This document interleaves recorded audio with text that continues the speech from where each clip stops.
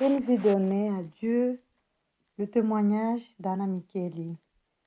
Le chemin de mère Anna Micheli n'a pas commencé comme une grande histoire de gloire et de célébrité. Non, son parcours était fait de silence, d'humilité et d'une profonde fidélité à l'appel de Dieu. Née en 1828, elle n'avait pas pour objectif de se faire remarquer et d'être admirée, mais simplement de répondre à l'appel de Dieu avec tout son cœur. Il a choisi de vivre une vie simple, pleine de charité et de prière, tout en restant discrète. De sa rencontre avec le Père Kepi, elle a compris que sa vie serait consacrée à une œuvre bien plus grande qu'elle.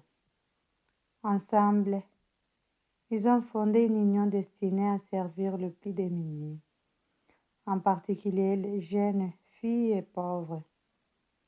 Ces dernières, souvent oubliées et vulnérables, allaient trouver en elle une maman spirituelle, une figure maternelle, prête à offrir son amour, son temps et sa vie pour leur bien-être.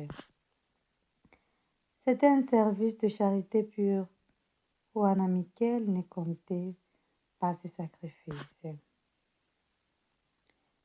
Elle allait chercher les jeunes filles dans les quartiers pauvres, les invita à venir passer du temps dans sa maison.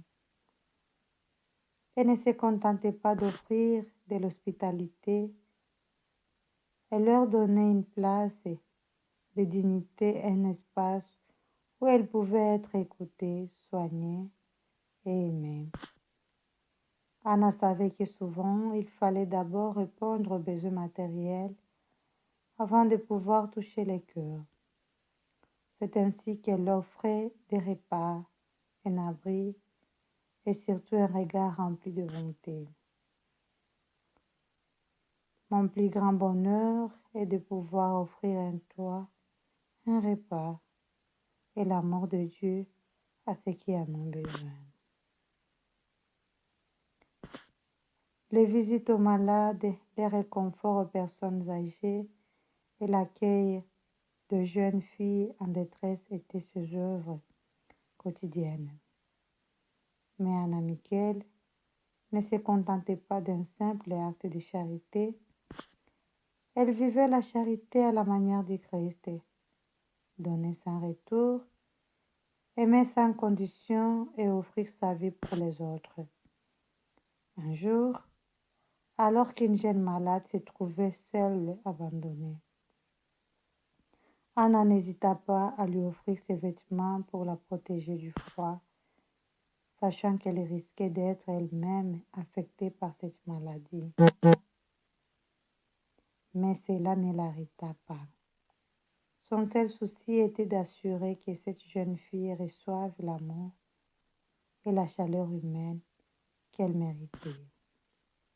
Elle tomba malade à son tour, souffrant d'une pneumonie, mais même dans la souffrance, elle resta dévouée, fidèle et confiante dans la volonté de Dieu.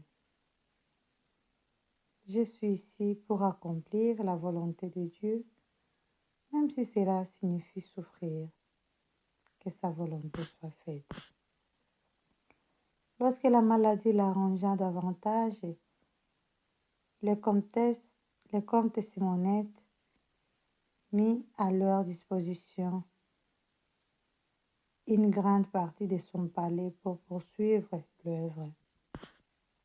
Anna Michel, même en sachant que sa fin approchait, ne chercha aucune reconnaissance. Elle abandonna à d'autres la mission qu'elle avait tant aimée. C'est un geste d'abandon total à la volonté de Dieu, sans regret, et dit Deo gratias. Je suis appelée ailleurs, je suis appelée à Dieu, que sa volonté s'accomplisse. Elle accepta de partir confiante et sereine. Sa vie, donnée sans retour, s'éteignait dans une lumière de paix entourée de ses sœurs et des personnes qui l'avaient tant servi. Les jours de son départ, les sœurs ne l'ont pas laissée seule. Elles l'ont entourée, accompagnée avec douceur, préparée pour la sépulture. Elles l'ont portée jusqu'à l'église. Ces gestes témoignent de l'esprit de fraternité authentique qu'elle avait cultivé toute sa vie. Une vie d'amour fraternel, de partage et de solidarité. Le fondateur et les autres prêtres étaient également présents et ensemble, ils ont rendu hommage à cette âme bien-aimée. Il vaut mieux passer un jour dans la tente du Seigneur que 1000 jours dans les camps des pécheurs. Son héritage continue de toucher des milliers de vies. Mère Anna Michael nous enseigne que la vraie grandeur ne se trouve pas dans la reconnaissance humaine, mais dans la discrétion, l'humilité et la charité désintéressée. Il nous montre que la sainteté se vit dans l'ordinaire. Chaque acte d'amour, chaque sourire offert, chaque main tendue peut devenir une œuvre sainte.